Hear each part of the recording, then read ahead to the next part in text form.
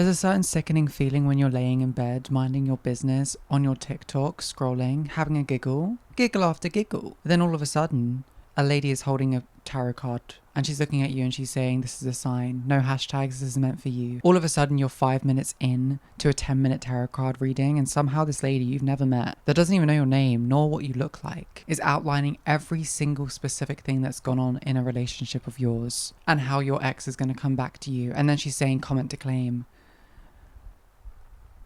And if you see me, listen, if you see me in the comments of those videos commenting 4-leaf clovers over and over again, you mind your damn business. If you see me reposting those videos, you mind your business.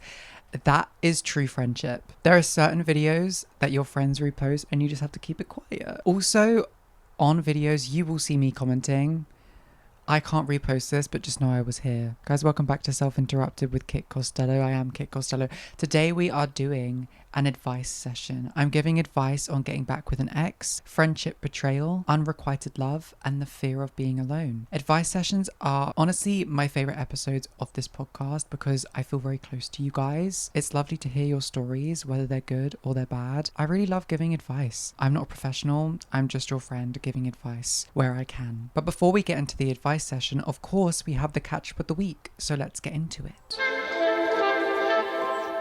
Okay, major announcements. There will be a week break next week. If you haven't noticed already through the season, I have been doing this season in blocks of 4 episodes.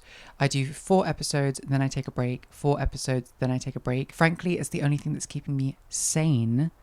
The idea of doing it 20 weeks straight of this podcast, I can't go back.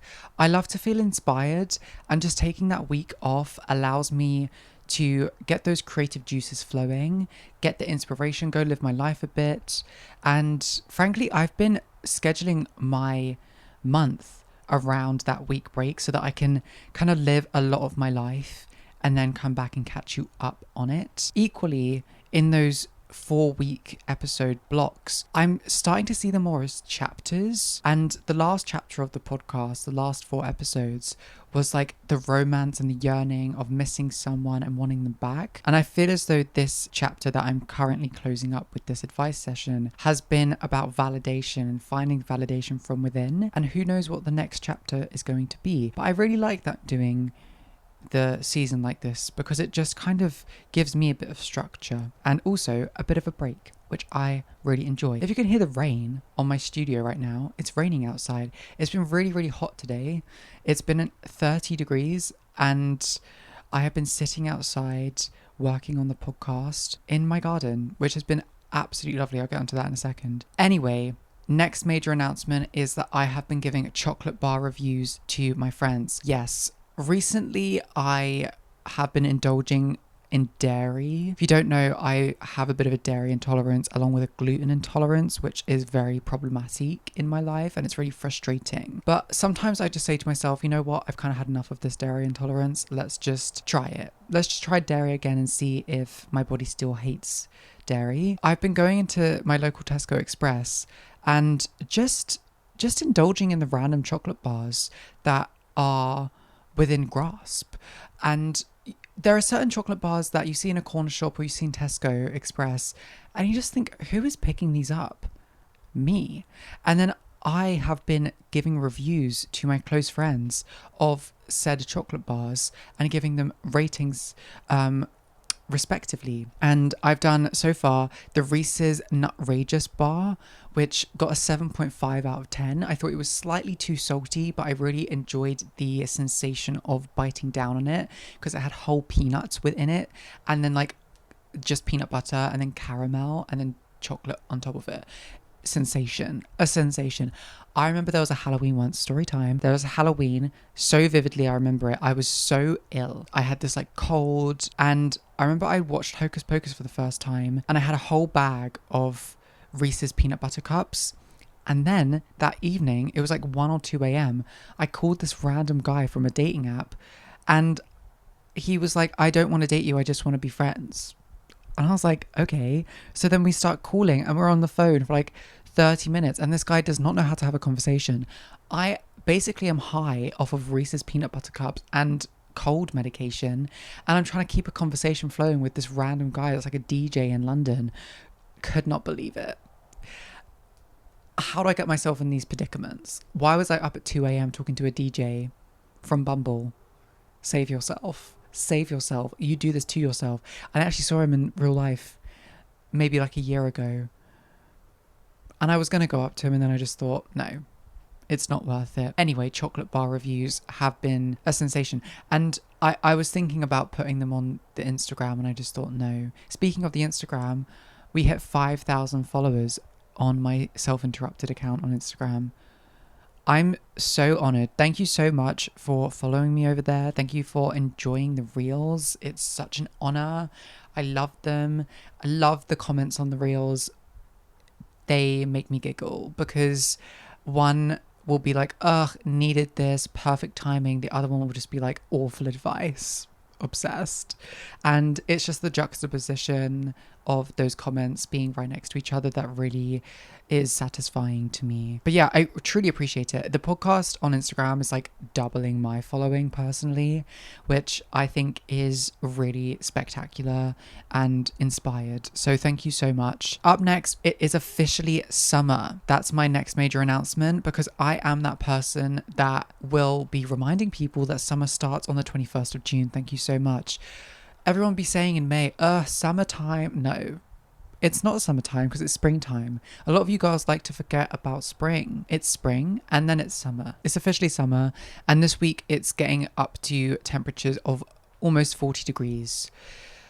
So that will be so much fun. And I'll just be like, basking in the sun. I'm kidding. I don't actually know what I'll be can I be honest with you guys? It was not that hot today. It was not terrible. It was maybe like 32 degrees where I am. But I was sitting outside and I was in the shade and it was breezy. And I was like, well, this is actually okay. Next major announcement is I broke my bagel virginity. I had my first bagel recently. I'll get into this later in the catch up of the week, but I just wanted to make this a major announcement because I do think it's headline news in my world and I needed it to be headline news in your world. Bagels are Lommel right now, love of my life, and I just needed to speak that into my existence. Let's get into the catch up of the week. Black Cat me went out for once. Yes, I am referring to myself as a black cat because I'm stealth like that. I'm stealth. My friend Hannah Gray had a concert in London, and if I'm going to go out to London, it's going to be to support my friends. I was so proud. I cried in the audience. There's something so special about seeing people supporting your loved ones. And I was in the crowd. I was like 3/4 of the way back into the crowd. And there were all of these people just screaming Hannah's lyrics back at her. And I just was standing there crying because I just know how hard she works and the amount of effort and time and love that she puts into her work. So to be standing there and seeing it all just like pay off in real time was so surreal in a way. My favorite Hannah Gray songs: I Hate London, Bulletproof, When I Had Hope, I Had It All. Truly a visionary, an artist, and I love her. She's so amazing. And we went out for pints afterwards. I had a pint at the concert. I got tipsy off of a pint. How utterly embarrassing is that? I was standing in the I was watching one of my best friends perform, tipsy to the point of drunk. Like, I was a little bit drunk. I was wooing. I was the woo girl in the back. I was saying, yes, Hannah Gray. I was starting chant. Hannah Gray. So fab.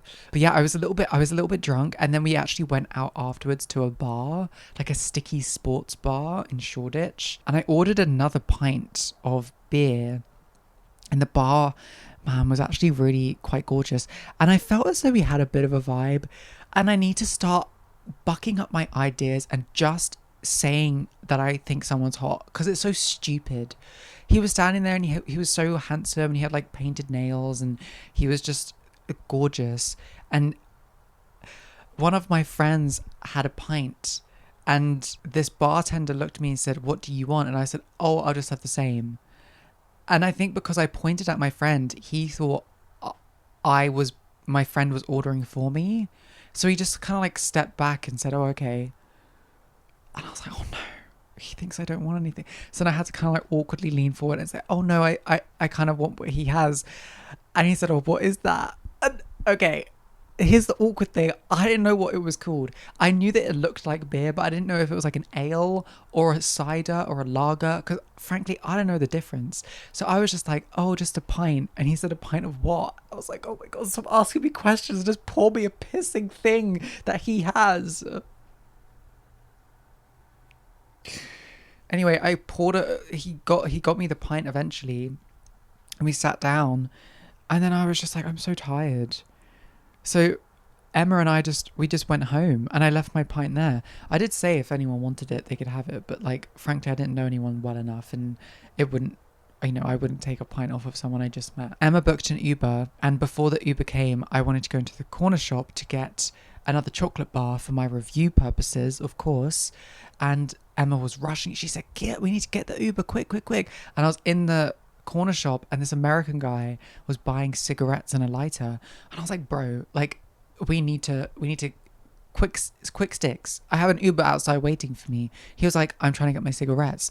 And I was like, okay, well, and it was like 12 a.m. It was 12:30. Again, it was one of those moments where I was thinking, this is so London, like me pushing for someone to hurry up in a corner shop so that I can catch my Uber. Eventually, I got a Reese's Nutrageous bar for Emma to try, along with, I think they were like Nutella biscuits. I didn't rate the Nutella biscuits. I'd given them a strong 2.5 out of 10, unfortunately.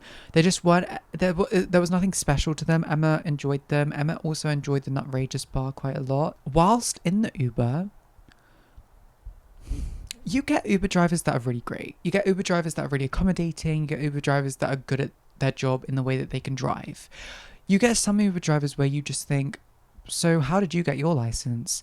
This was one of those Uber drivers, to the point where Emma multiple times out loud said, I feel like I'm in GTA, or I feel like I'm in Mario Kart, because this man just didn't know what he was doing. He almost hit a cyclist, 2 separate cyclists, legitimately almost hit them. He was bibbing, he was speeding multiple times.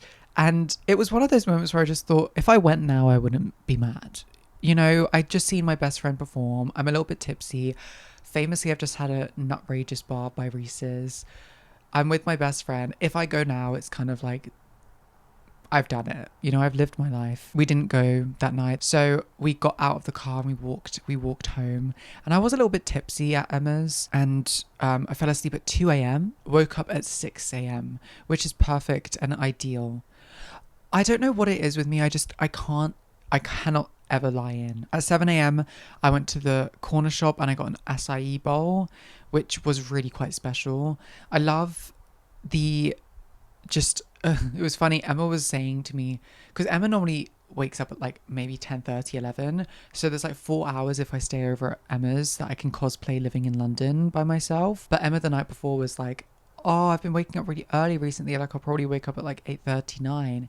And I said, oh no, can you like push back a bit? Like, like this is my time. This is my time where I get to pretend I live in London. And she said, oh, okay, great. I just have to come down in my flat where you're staying later. And I said, yes, thank you so much. I was obviously kidding. But eventually Emma did wake up and we went to Papo's Bagels in Shoreditch. We got the train down there and we got bagels, and famously I lost my bagel virginity. Of course, I've had like bagels in the way of bread before, but I've never had bagels in the way of like cream cheese on top with tomatoes, and that's what we got. We each got a different bagel and then halved them, and that's friendship. So Emma got a tomato bagel with cream cheese, spring onion cream cheese on a salt bagel, and then I got it was like tomato, mature cheddar cheese, egg bagel on an everything bagel. Oh my God. I put on my Instagram story, about to lose my bagel virginity, be right back. And then the next post was, bro, do you guys know about bagels? I ate those bagels so quickly. And the conversations that Emma and I were having in this park at maybe like 10 o'clock in the morning were outrageous. Like we were sitting there just like completely spilling our guts while eating these bagels.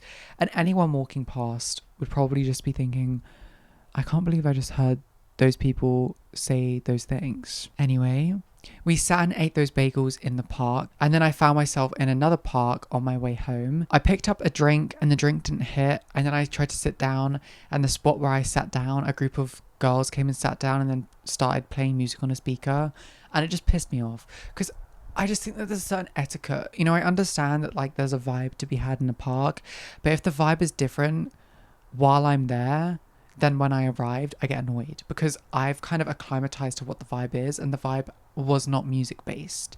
If I arrived to the park and there was music playing, I'd be acclimatized to the idea that, okay, there's music playing, I'll have to deal with that. But now I'm acclimatized to the idea of the park being silent, and there are gorgeous people in this park, and I'm people watching, and now you've come and sat down and you're playing your...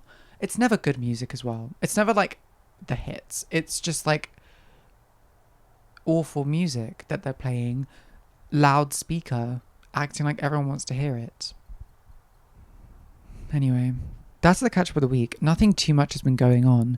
I currently have my bangs pushed back off of my face because I don't like having bangs when it's hot because my forehead gets sweaty, and I just find that very intense and unattractive, to be honest, within myself. I don't like feeling like clammy and sweaty.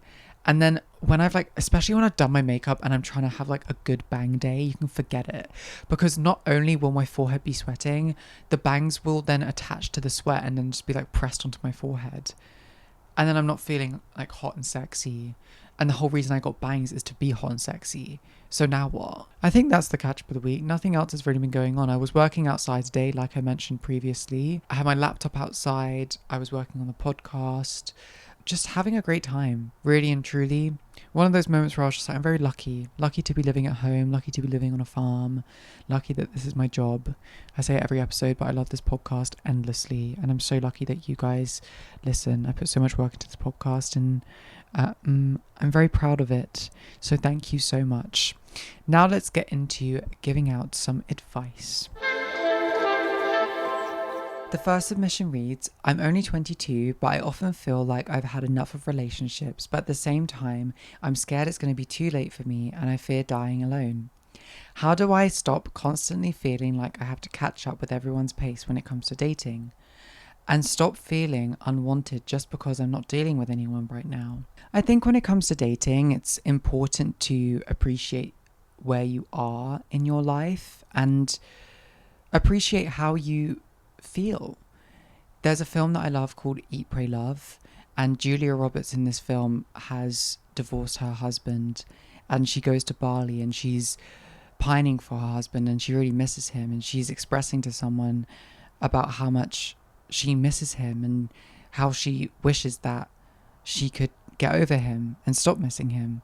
And this person says to Julia Roberts, if you miss him, then just miss him. And it's really simple when it's put like that. And it's this respect of your emotion and the respect of where you are in your life right now. The fact that you are saying that you've had enough of relationships is something to be inspired by. When you're in a situation where you're talking to someone or you're dating someone, it can be quite all-consuming because we love to put time and effort and energy into people that are new in our life. And I think that that's such a beautiful thing. But equally what's beautiful is when you're not dating someone and you get to date yourself. You get to put that time and that energy into you, and you get to learn what you love about yourself and be inspired and work on your hobbies and become the version of yourself that you really would love to be, specifically within a relationship. And I don't think that everything in your life has to work towards relationships, and frankly I don't think that relationships are the be all and end all of your life, to be honest, because you are a complete person without someone else. And it's really been important for me to understand that, and it's something that I am learning and that I have been learning over the past year. I would say I've had this innate understanding that I am a whole person without someone. And when I was a bit younger, I was really pining for a relationship. It's all I wanted. I wanted to be held, I wanted to be kissed, I wanted to hold hands down the street, and I've been lucky enough to experience that. And I'm at a point in my life now where that's not really what I want. If it comes along, it comes along, and I'll embrace it. But I'm much like you, where I've had enough of the concept of having to date someone and talk to someone, and I'm just kind of settling into that. And I kind of, like yourself, had this feeling as though there was something wrong with me, and that I've been fed this idea that I should always want a relationship and that I'm not complete without one. And it's just not the truth, you know. I think you get to a point where you've been single for so long and you've been working on yourself for so long that you find the beauty in the singledom. And I'm really getting to that point now, and I'm talking to a few people here and there, and it's fun to do that and it's entertaining. But I'm not at a point in my life that I'm feeling as though it's ever going to be too late for me, because I think the person that's right for me won't find me at a time that isn't right for me. I think everything will align, and I think you just have to have that trust in the powers that be. And there's nothing more than I can say than that. You have to understand that you are only 22, and I'm not saying that in a condescending way. I'm saying that because I felt the same way at 22. I hadn't dated anyone when I was 22. I had my first date when I was 23, so I had moments where I felt as though I was really behind. But I think I got to a point where, you know, I hadn't kissed anyone and I was 22, and I was just thinking, well, I think I've come this far, I can't be complaining still.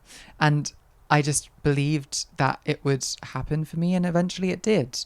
And everything will align for you, and you have so many years to find someone. So much can happen within 6 months, let alone a year. And I'm sure you'll look back on this advice submission that you've left for me, and you'll think, okay, well, I found someone, I didn't die alone, it's all good. But I think you've really got to take this time to put the love and the energy back into yourself that you'd put into other people.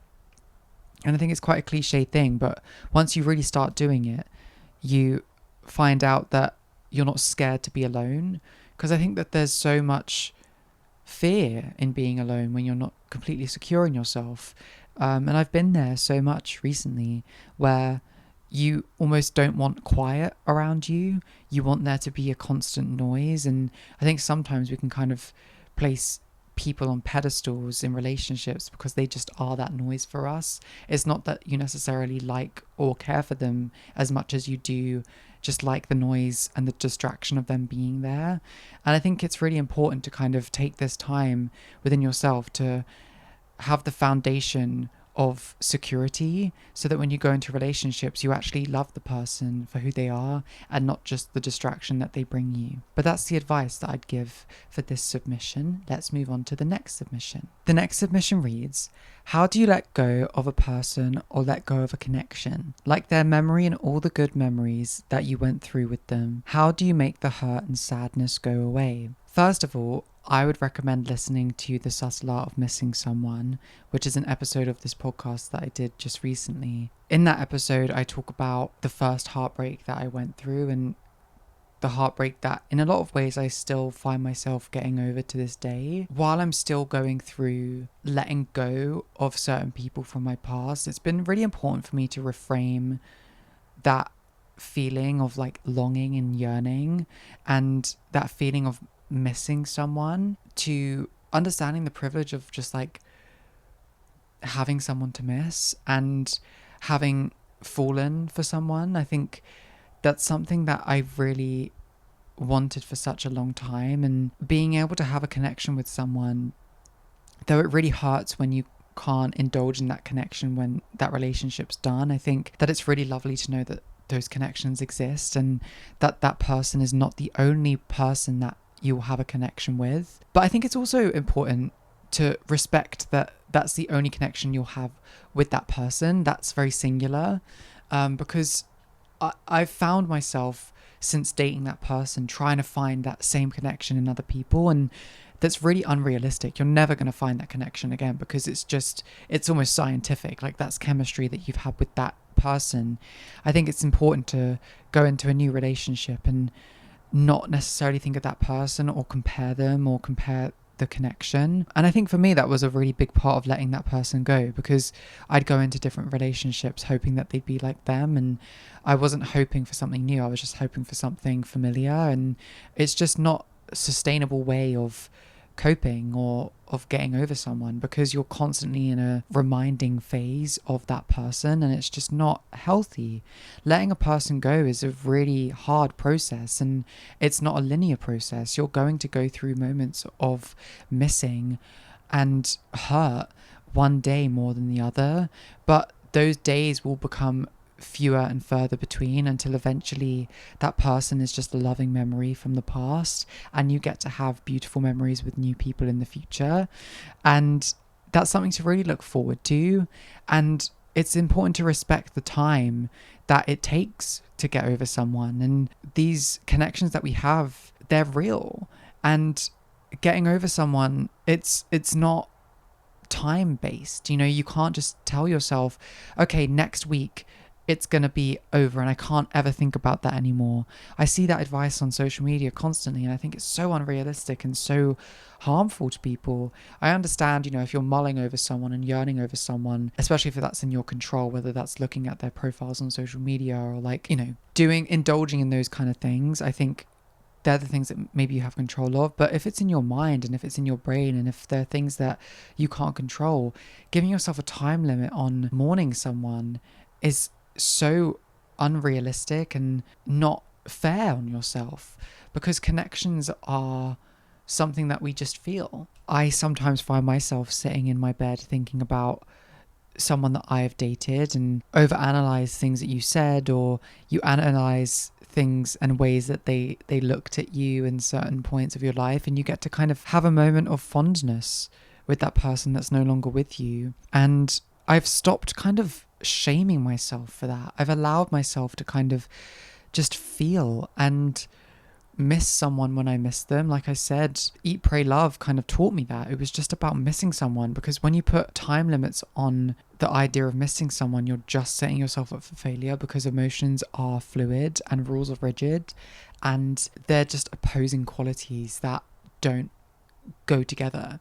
And you're setting yourself up for failure if you're wishing someone away, because they were part of your life. And the hurt and the sadness will go away eventually. Trust me, it's taken me a long time to believe that for myself.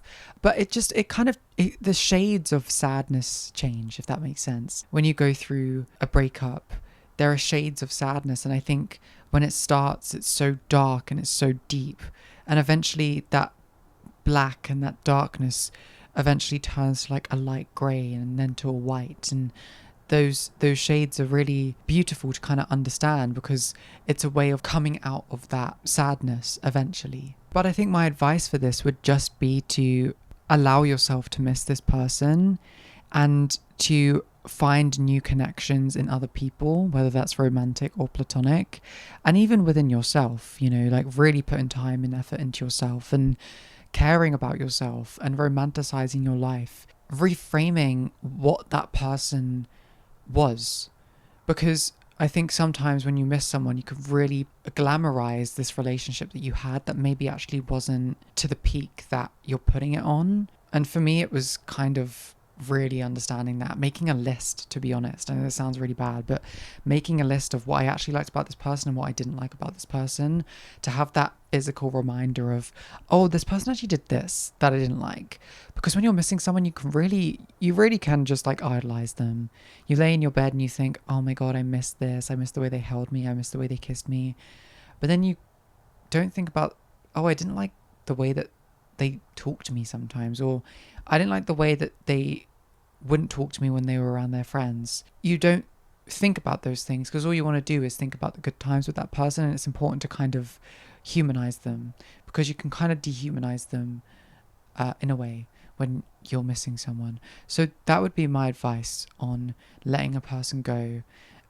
You've just got to allow time, humanize them, and let yourself feel the emotions that you feel. The next submission reads, I think one part about me is that I can never get a move on crushes because of how, quote, untouchable I am. I hung out with my friend, a work crush of mine, yesterday after not seeing each other for over 5 months. This is because I moved city, away from my hometown for uni. It takes me ages to feel comfortable around people, and he was one of them. When I hung out with him, it felt awkward, like he was shy. I mean, it's been months since we last saw each other, and I guess I have changed a lot since. He's really kind, considerate, and always compliments me, but I feel that places me on a pedestal away from him because he's saying such nice things but not really acting upon them. The obvious advice is to be the one to initiate things, but to be honest, I'm getting tired of always being the one to do so. I wonder what your perspective would be on this. I'm always open to hear what you'd say in these situations. Okay, wow. Okay, if I was putting myself in this situation, there's someone I have a crush on, I haven't seen them in months, and the relationship between us has maybe tethered a bit, it's not necessarily the same. What would I do? I think this person, like you said, is shy, and it seems as though you're more of an outgoing person. So especially if you've been away at uni, this person might be thinking, okay, they have made new friends and maybe they're too cool for me now, and maybe I'm not good enough for them anymore. So what I would be doing is implementing the idea that, hey, I'm still in love with you and we should get married, question mark, you know? Like, I need everyone to know, if I have a crush on you, you will know about it.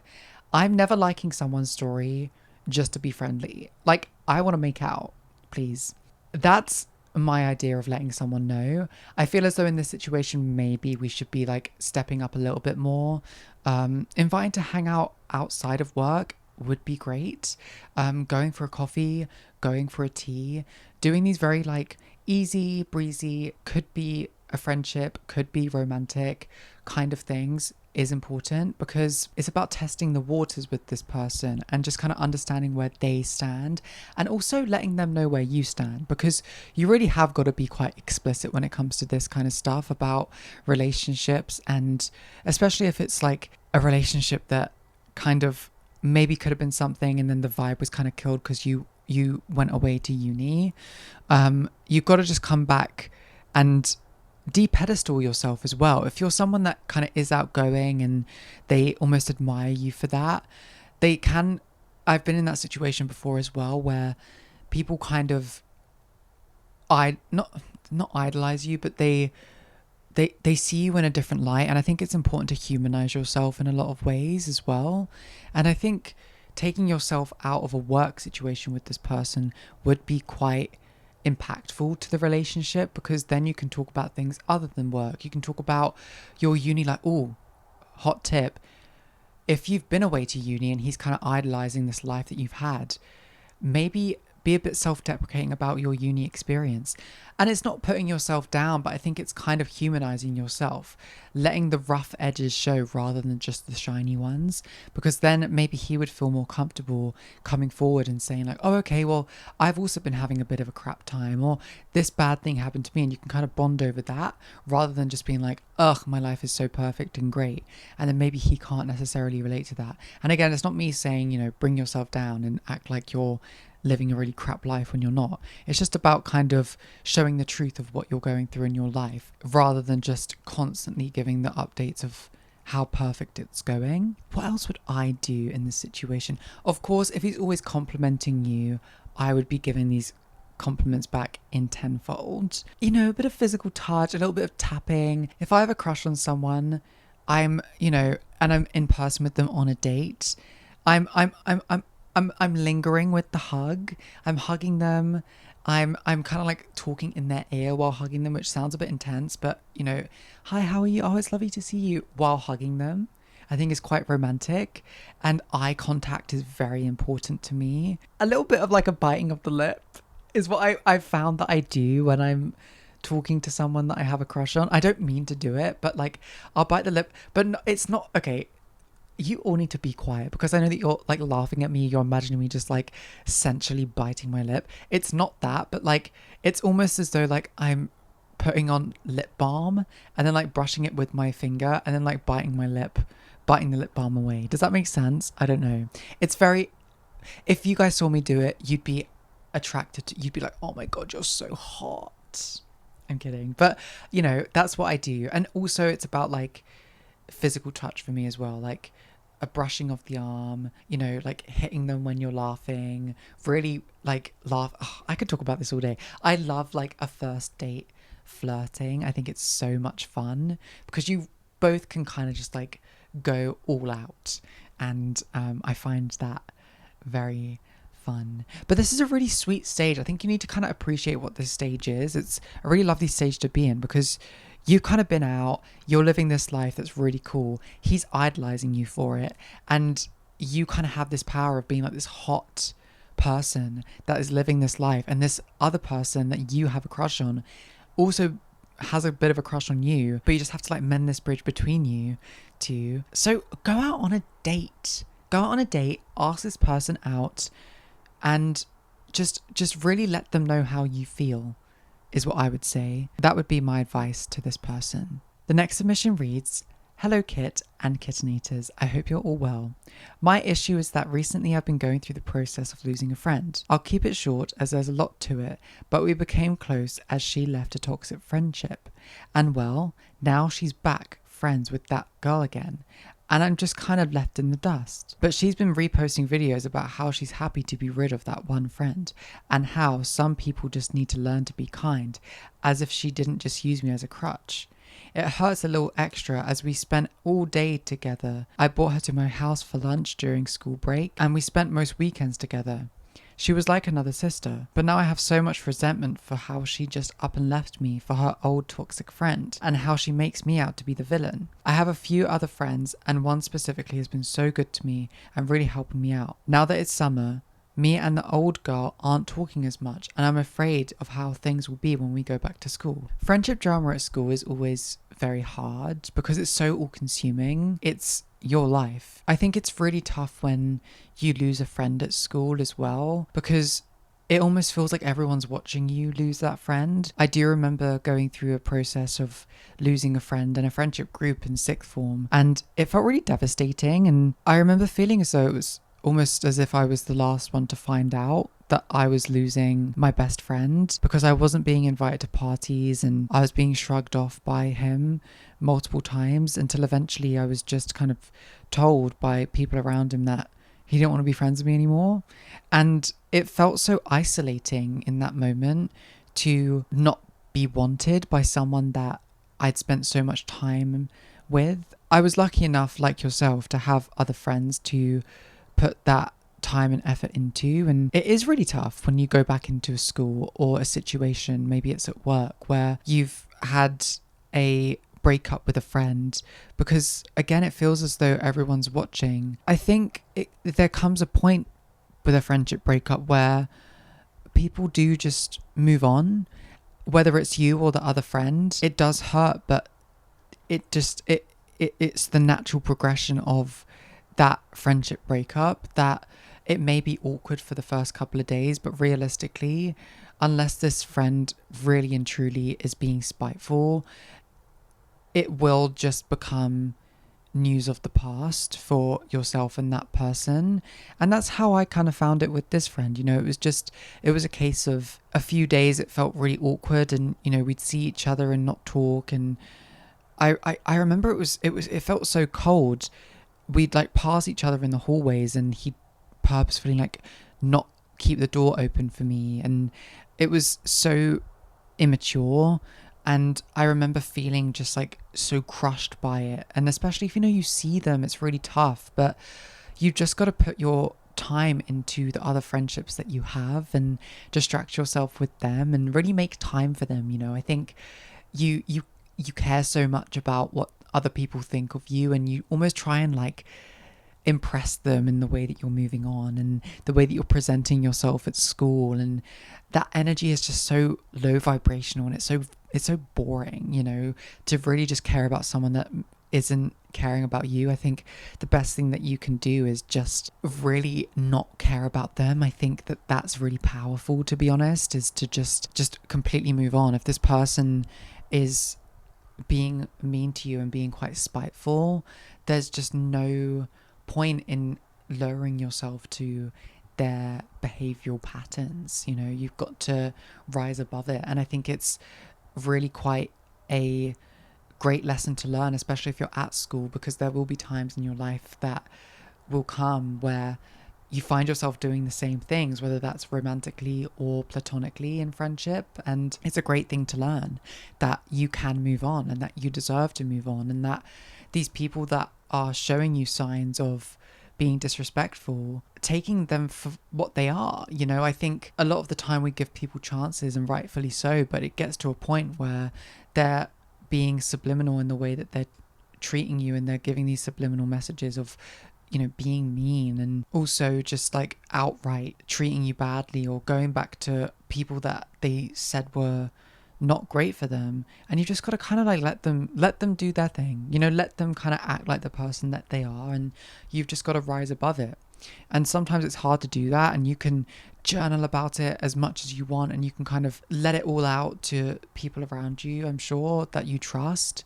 But you've just got to really hold your power and stand up tall and make friends with new people, and put your energy and your time into those people, because that's what you really deserve, is to have love and light around you rather than hate and darkness. It's really boring after a while, you know. There comes a point where you're just like, okay, well, I'm bored of like caring about you, or frankly even acting like I care what you think about me, because you clearly don't have respect for me. So why am I like trying to give off this impression to you? Because you don't care. So you've just got to put the time and the energy back into the friends that really do care about you. And also, if you're at school, put the time and the energy back into your work, because that's a really great embedded distraction that you have, is all of these things that you have to literally work towards, and doing that is a great thing. So that would be my advice. And also knowing that this isn't like a singular experience. I'm sure everyone listening that has been through school has experienced this, and just know that this is a part of growing up, and it's tough, but it really is a lesson. The final submission reads, "Hi Kit, first I want to tell you that I love you so much, and that I'm incredibly grateful for your podcast and your beautiful writings. Your words feel like a hug to the heart." That's very sweet. I was not expecting that. "A few weeks ago, I discovered you through the podcast, The Subtle Art of Missing Someone, and you have no idea how much it helped me with this is so lovely, with a breakup that happened 10 months ago, and I fell in love with your content." Well, thank you so much.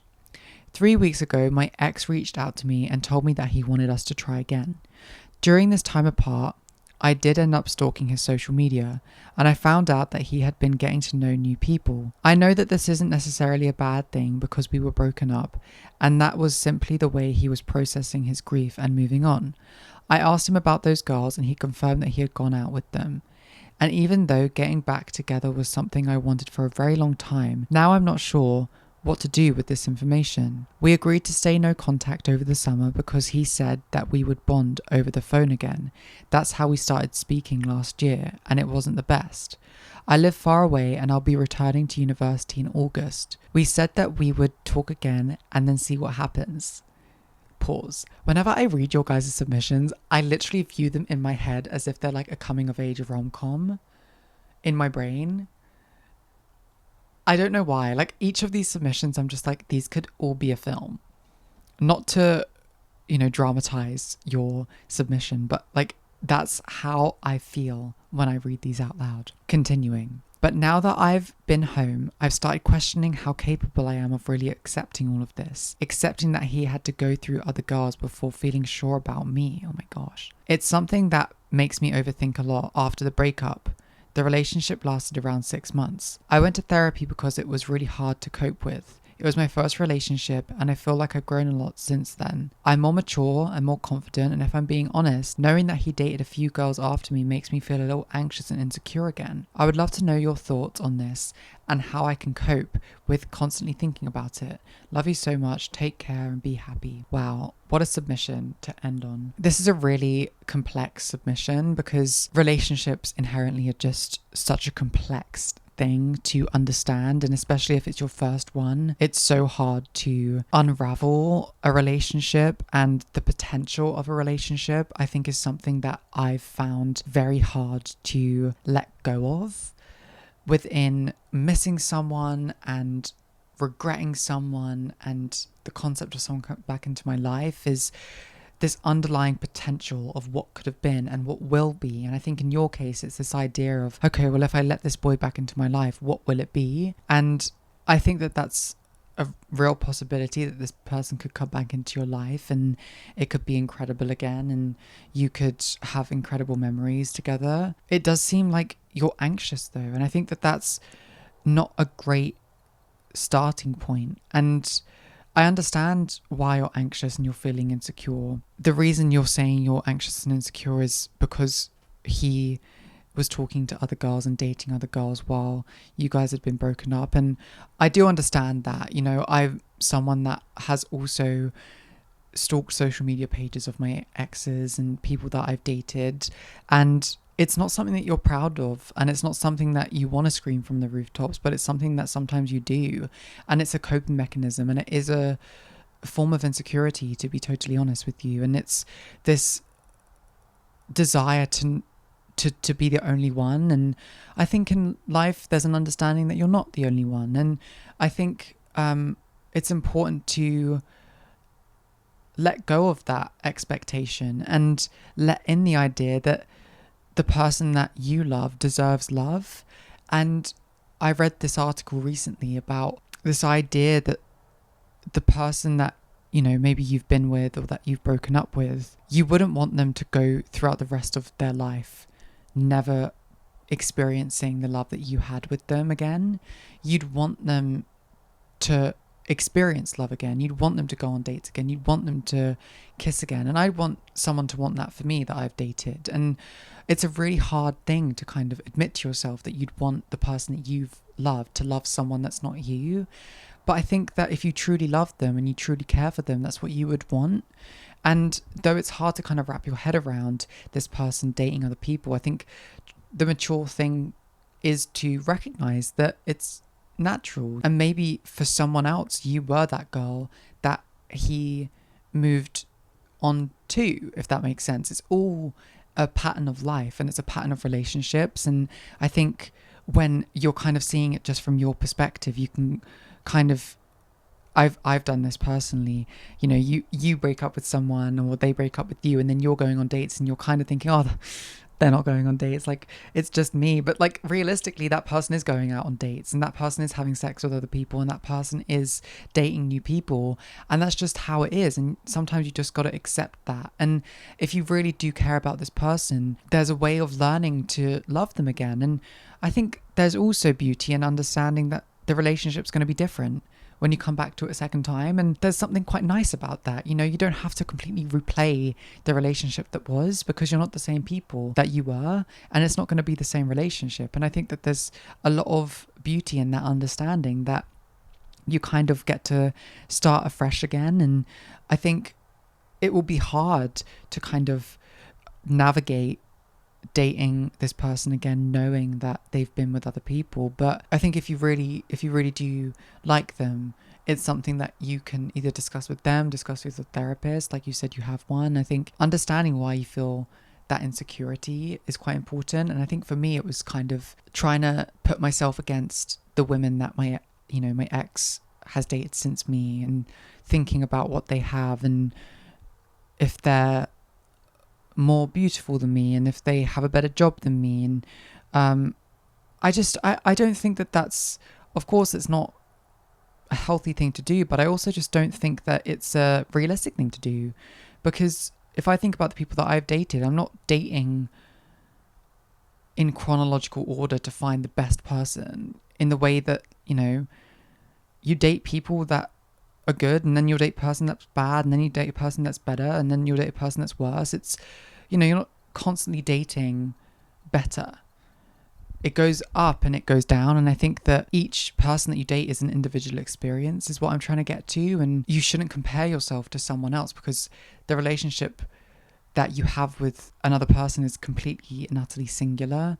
And yeah, I think that for me was important to understand, because I think when getting over the person that I dated, I kind of was thinking, oh, it's really sad because he might have a similar connection to someone else. And I just don't think that they will. You know, humans are so complex, and I think for someone to have chemistry with a human is actually quite rare. Like a really good connection with someone, it's really beautiful and it's really quite singular. And I think if you've had like a real beautiful connection with this person, I think it would be really sad to waste it just because he's found love and connection in other people since. I think if he's coming back to you and he's being honest in the way that he's feeling, it's worth the time to hear him out and to listen to him and to just, you know, talk to him. You know, you don't have to go straight into being boyfriend and girlfriend again. You can test the waters and see what it's like. And if you feel as though your anxieties are getting worse and maybe you're comparing yourself still to those girls, maybe it's just not time for you to be in a relationship, and maybe it is time for you to keep your distance and work on yourself a bit more. I think there's ample amount of time that you can be in a relationship, but equally there's ample amount of time that you can work on yourself, and it's really important that you work on yourself, especially before indulging in a relationship, because I don't think it would be the best interest for you or your partner to go in feeling this kind of insecurity about his past relationships, because you might find yourself bringing them up in your mind or even to him, and what's done is done and it's in the past. And I think you've really just got to embrace the now with this person. So that's the advice that I would give to you within this submission. And that's all the advice that I'm giving out today. I hope that you've been able to take something away from this advice session. I know that I have. I think it's really lovely to do these episodes because it's a reminder that we all don't really know how to understand our emotions, but we're all trying our best and we want to be our best. And I think that's really lovely. That's been the advice session. Let's get into the recommendation of the week. Since I've been giving out advice all episode, I'm not doing an interrupt me of the week. But the recommendation of the week this week is a song by Flight called Everybody's a Winner. I love this song. I think it's beautiful. I hope you've enjoyed this episode. As a reminder, next week there will not be an episode of the podcast, so enjoy the week off and I will see you the week after next. If you enjoyed this episode, please make sure to rate and review it on Apple Podcast and on Spotify. It would mean so much to me. You can follow me personally at kit.costello on Instagram and on TikTok. You can also follow the podcast on Instagram and on TikTok at selfinterruptedpod. But other than that, I'm sending you so much love. As always, Kit.